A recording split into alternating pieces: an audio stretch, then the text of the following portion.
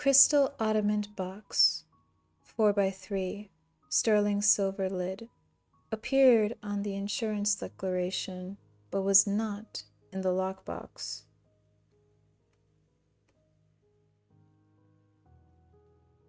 Sterling picture frame, 9x11 inches, worked with vines and flowers. Wasn't in the vault either. Stolen? Misled? They were small items easily concealed. Usually fenced silver is melted down immediately. It would be hard to trace, but movie equipment had serial numbers inside and out. It could be traced. Was the killer the thief? As he stared at his stained photograph of the Jacobies, Graham felt the sweet jolt of a new connection. But when he saw the answer whole, it was seedy and disappointing and small.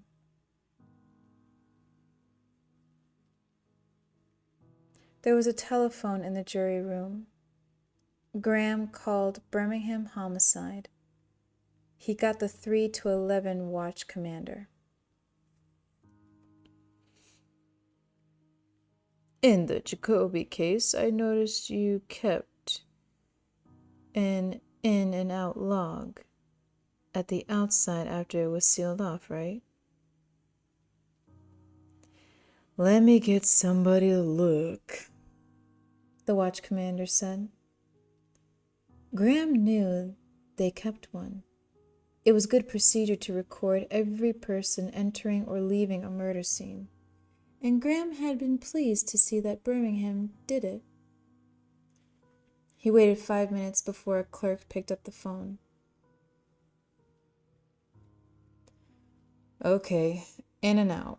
What do you need to know? Is Niles Jacoby son of the deceased? Is he on it? Yep. July 2, 7 p.m.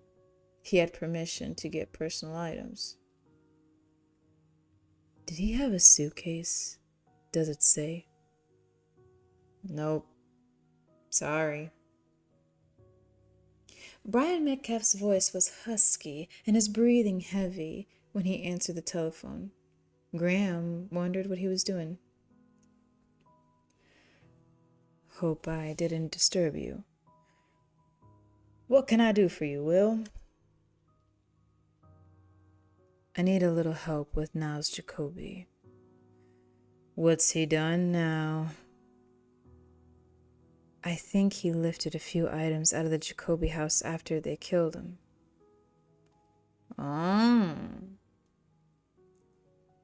There's a sterling picture frame missing from your lockbox inventory.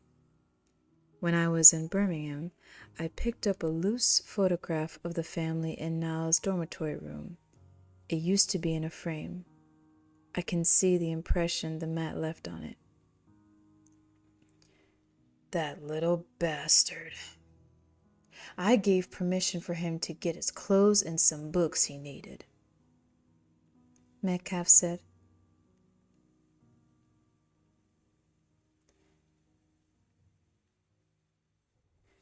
Niles has expensive friendships. This is mainly what I'm after, though. A movie projector and a movie camera are missing, too. I want to know if he got them. Probably he did, but if he didn't, maybe the killer got them. In that case, we need to get the serial numbers out to the hawk shops. We need to put them on the national hot sheet. The frame's probably melted by now. He'll think frame when I get through with him. One thing. If Niles got the projector, he might have kept the film. He couldn't get anything for it. I want the film. I need to see it. If you come at him from the front, he'll deny everything and flush the film if he has any. Okay, Metcalf said. car title reverted to the estate. I'm executor, so I can search it without a warrant. My friend, the judge, won't mind papering his room for me. I'll call you. Graham went back to work. Affluence. Put affluence in the file the police would use. Graham wondered if Mrs. Leeds and Mrs. Jacoby ever did their marketing in tennis clothes. That was a fashionable thing to do in some areas. It was a dumb thing to do in some areas because doubly provocative, arousing class resentment and lust at the same time. Graham imagined them pushing grocery carts, short pleated skirts, brushing the brown thighs, the little balls on their sweat socks winking, passing the husky man with the barracuda eyes who was buying cold lunch meat to gnaw in his car. How many families were there with 3 children and a pet, and only common locks between them and the dragon as they slept? When Graham pictured possible victims, he saw clear, successful people in graceful houses.